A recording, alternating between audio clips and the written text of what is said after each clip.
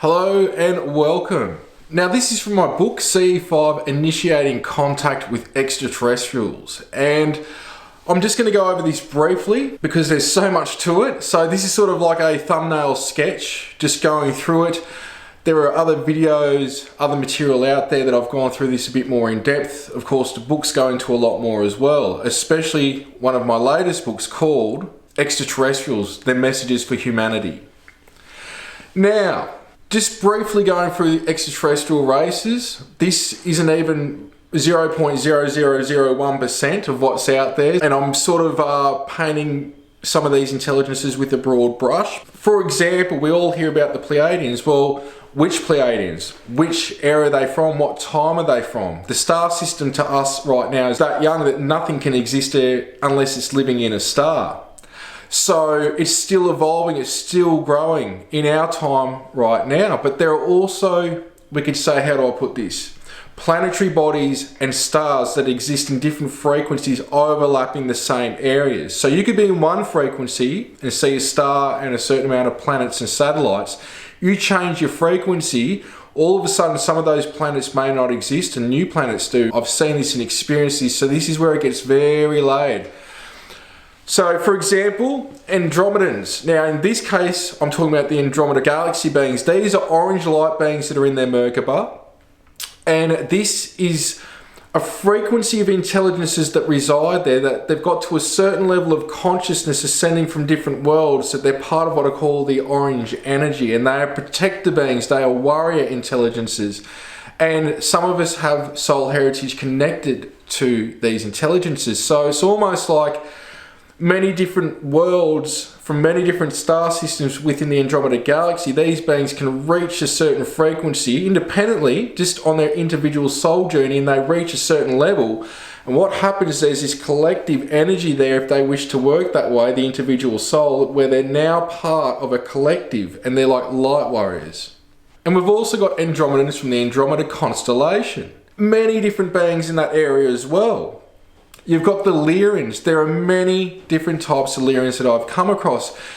Predominantly, I work with ninth dimensional Lyrians, these golden goddess or godman energies. And a lot of us have a connection to Lyra. It's the first manifestation in this sector where beings came from the Elohim state, came into physicality, and they were nor male nor female. And then what happens through a process when life is ripe and it's in a certain way, it can harbour physical humanoid beings, the male and female component, which is actually created from the light blueprint, now allows for beings to procreate and then allow more souls, Elohim souls, to come in and experience physical reality. And the Lyrians actually have a huge influence on Earth going back 20 plus million years ago, but there are other beings going back a few billion years that have also been on Earth and experienced Earth and had influence on Earth. Going back to even Venetians a long time ago, and also originally the Elohim. You got beings from Sirius, and there you've predominantly got what we could say is feline intelligences, cat beings that are humanoid, lion beings, panther type beings. You've got humanoid beings there. You've got blue beings there. You've got aquatic beings. It's very vast. The constellation of Orion. So even with Orion, there is much life. And when we talk about Orion, it's such a vast place. Going to Sigma Orionis, where I've had personal experience, there are beings that are a cross between, we could say, Native American, Asian and Caucasian. Now, there's been the Orion Wars, there's been the Lyran Wars, which the Lyran War was the original one that we could say eventually offshooted to Orion. And we're actually, we could say, in the midst of this, the ramifications of this down the track now here on Earth.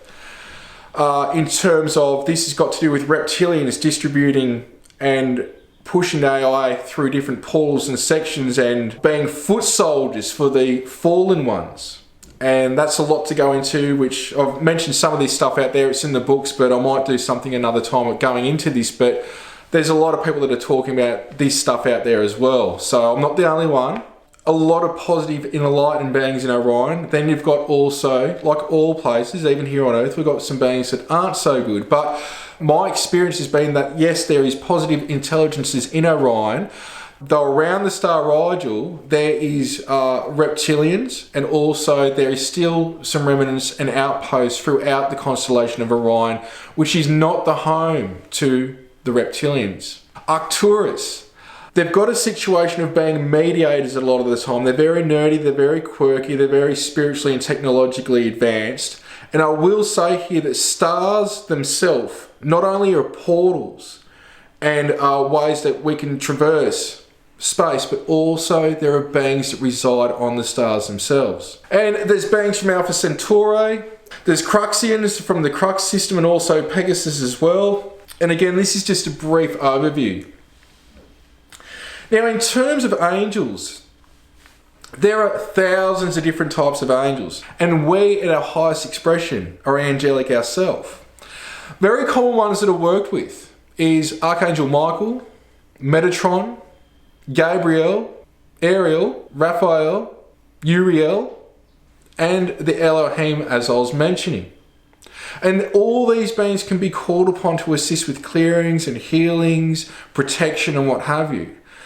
No one owns these beings, and they're working multidimensionally to where they can be working with many people. They're operating out of space-time. And because of that, the laws again of how we think time works go out the window. Now, going into how this is bigger than what most think, here is just a short list of other intelligences.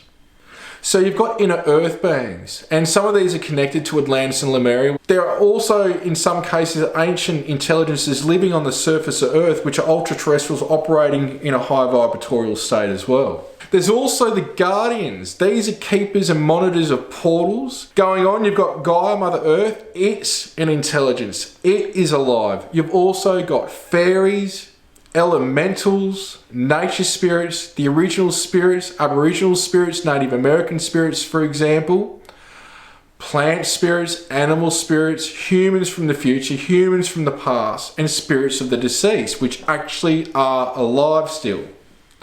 And depending on if they want to move on, don't know how to move on, there's many different reasons why these beings can stick around, and sometimes they'll just pop in and out. They've moved on and gone into another state. My experience is when you're thinking of your loved ones and they've transitioned, they're actually communicating with you.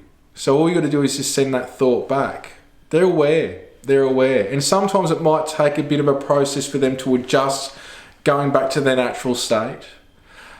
Sometimes they might need healing, where there's these ethereal healing temples they can go to and experience, and they can go on a bit of a holiday for a bit to sort of recuperate and revitalize their energies from what they've experienced if it's been a traumatic experience. But your loved ones always hear you. Going on to this, which has to be mentioned, yes, there are reptilians. There are reptilian greys. One of my most craziest experiences years ago was with a reptilian grey, though I've had experiences with the Draco reptilians as well, and there's variations of them. There's also the Archons, the fallen Elohim. There's parasitic thought forms, demonic entities. Yes, these things do exist. And there's also ascended masters like Jesus, Yeshua, Buddha, Kuan Yin, Padmasambhava, Mary Magdalene, Mother Mary. There's the House of Mary that James Gilliland talks about. There's an entity I work with that's called Mother as well. And she's very much that divine feminine energy, which is now coming back to the earthly plane in such a way that there's a bit of a tipping point, but it's all about bringing balance back to humanity, which we've been out of balance for so long. There's also the rainbow light body beings. Now, again, I've experienced these beings in Orion. This is what the Tibetans are talking about. And this is actually, if you look at the rainbow as a whole, this is the Elohim aspect as well. Though there are Elohim that regulate and monitor and are in certain densities, but there's also ones that have access, and we really all have access to all that is, but there might be certain energies as an Elohim that you resonate with more. For example, we hear about the violet flame, or it could be the blue body, or the green ray. There's these perspectives as well. And of course, the main one that you want to work with, out of all intelligences, is God Source Creator. So I'm just going to wrap this series up here. Instead of going into any more tips and tools and what have you, there is my latest book out there, Transmissions from the Rainbow, as well as many other books out there. There's my online course, as well as a lot of free content and meditations, what have you, and also events happening at Jai's Sanctuary. So I hope this has been beneficial. Thank you for joining me, and love, light and bliss. Many blessings.